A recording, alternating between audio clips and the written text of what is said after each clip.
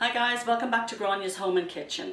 Guys, I am so excited today because this is a project that I started a week ago that I have never done before. So sourdough starter is actually an ancient recipe and it's made up of basically flour and water. So you start your starter with, I'm trying to remember what I started with, but I do have a video of it. I think it was 100 grams of flour and 150 grams of filtered water. So that was how I started it for the first day. And you literally just put it into a jar, and I put this lid, this was a lid off of an old teapot, and you put your lid on top of it and you leave it aside. Now the first day nothing really happens, so the next day you come back and you feed it, and all you do to feed it is add more flour and more water.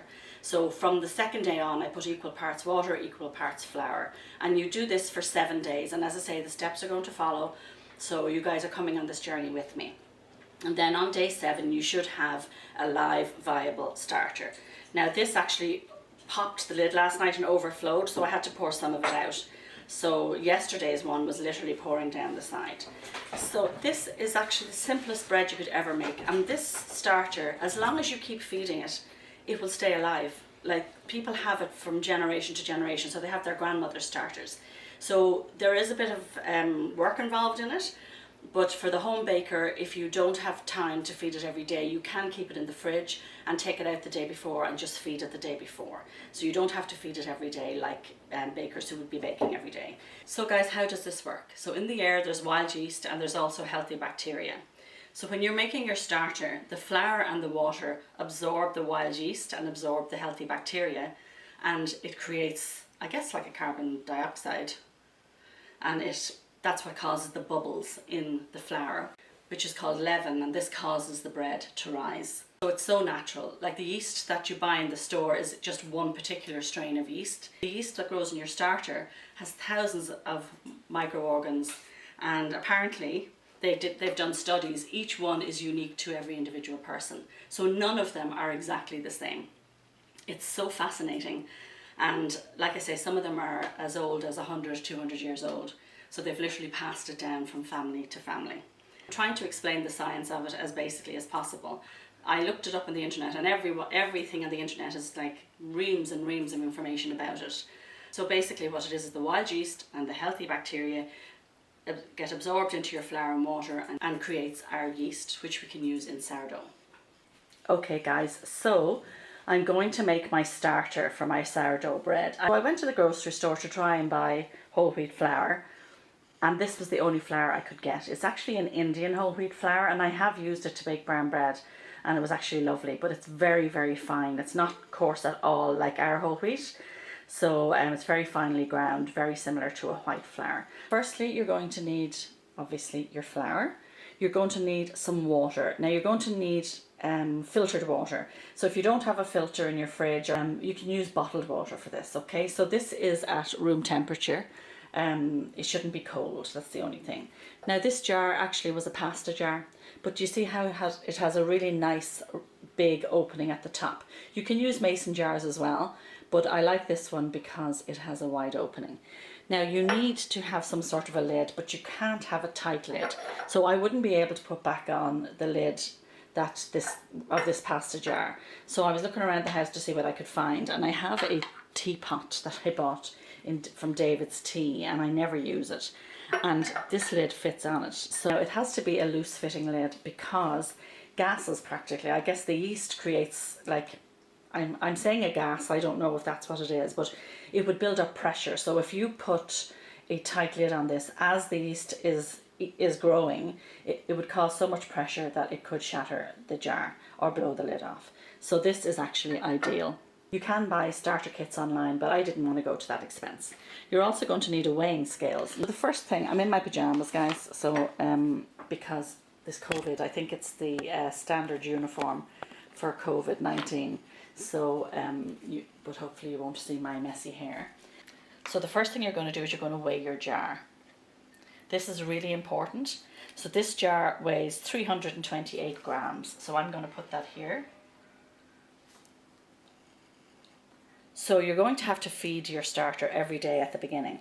So the reason you need to know the weight of your jar is so that you can pour out some of the old starter and add your new flour to feed it, and you'll know exactly what the starter weighs as opposed to the jar. Okay, so this jar is 328 grams.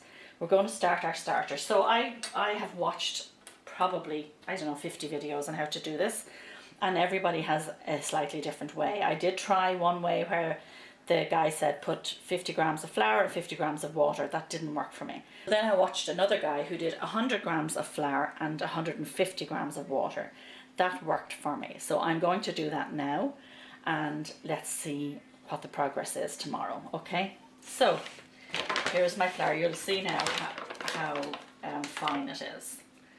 Can you see there? Now I'm going to bring my jar up to 428 grams.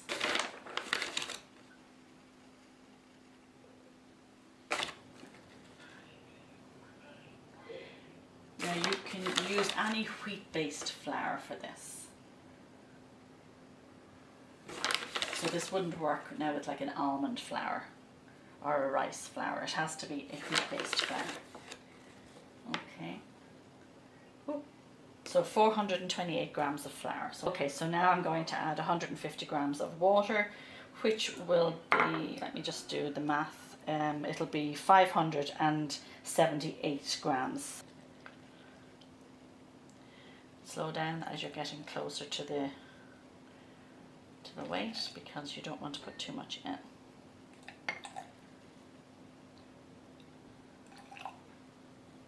So now we're going to take our spoon and we're going to mix this really, really well. You want to make sure you get all the flour incorporated. You don't want any dry bits kicking about.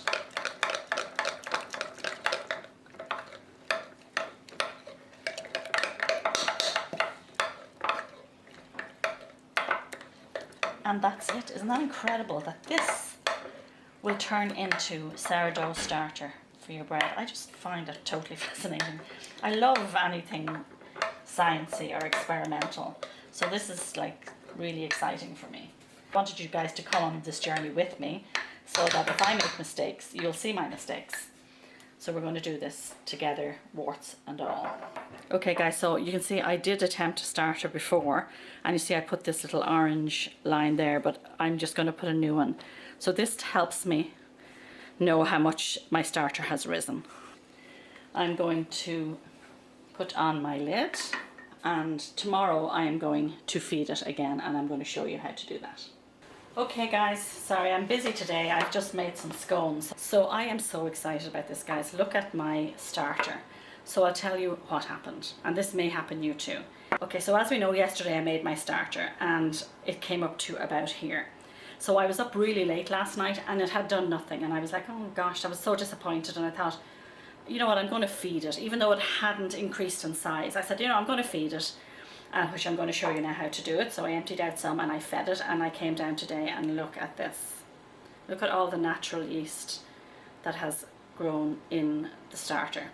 So I filled it to here last night and it was like up to the lid today. So don't be discouraged your first day, because I was like, oh, it didn't rise, and it had been there for probably about 10 hours. So it obviously needs the feeding to get it to start to rise. We're on day 2. It takes about 7 days to get it to the level of yeast that we require to make our sourdough bread. So I'm going to feed this now. So we can see I fed it to here, and look how much it rose. So I'm going to take it back down to about here. Okay, so I know this seems like we're wasting it, but it's not ready to use yet. Ooh! Sorry, a bit more of that came out than I probably wanted to.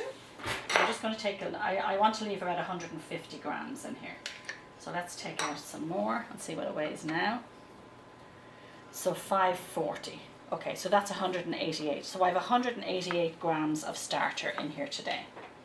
Now, you have to have at least 188 grams of feeding. So basically you can't feed it less than what it weighs. So we're going to try and hit around 188, 190 for this feed today. This here, guys, we're just going to discard. Okay? So we want to weigh 188 grams of flour. So it's gone off anyway, so that's good. So because I was going to actually tape it to 0. So we're now going to put it to 0, and now we're going to weigh our flour. So you see why I had to empty out so much of it, because now I got to put in 188 grams of water as well. So that's about 10 more grams.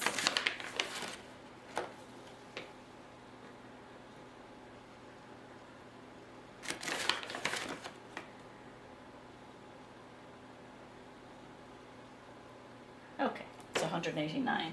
I'll just kind of shake that down a bit. Now we're going to put in, we can tape it again, and we're going to put in 188 grams of water.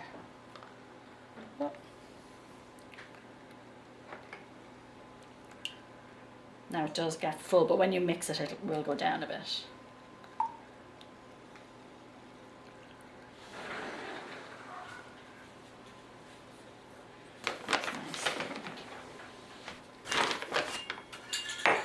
There's my scones again, guys.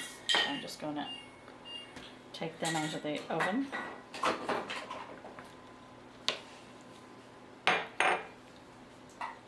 Release some air there so that that'll go down. Now I'm going to take some of this out as well. Okay. Seems like a waste, guys, but I think I'll get better at it the longer I do it, right? It's just all new for me as well. Okay, so I think I'll take even a little bit more out than I took out last night. So I'm bringing it down below the orange line last night because it came right to the top. So we need to just get our pen and mark it again. So it's down, it's less than what I had in it last night. And I'm going to put my lid back on and leave it on. I probably won't do it again now till tomorrow. Okay guys, I just heard something pop. So the lid has popped off. So I guess I better empty some of this out before I go to bed. It's actually, what time is it now? It's 11:30, so a couple of hours, look how much it's overflowed. So I'm going to have to reduce the feeding quantity. Okay guys, so I did this for, actually it's about 11 days now. So I'm just going to show you what the starter looks like. This is a mature starter, nice and healthy. I have made a couple of loaves of bread. I have made some mistakes, but I'm now at a stage where I'm hoping that I have it to a stage where I'll be able to help you guys all bake your bread. So I'm trying to demonstrate there how stringy the yeast can be, but it isn't actually working with this one. I do have an amazing video that I put up on Instagram that shows how stringy it is and how much air is in it. So I am attempting, okay, there we go. So there I am showing you how bubbly it is. It's much more bubbly than it was when I first started, and this is just perfectly ripe for baking starter bread. So I hope you enjoyed this video, guys, and if you wouldn't mind subscribing to my channel, I would really appreciate it. And if you have any questions or comments, please ask below. Take care, guys.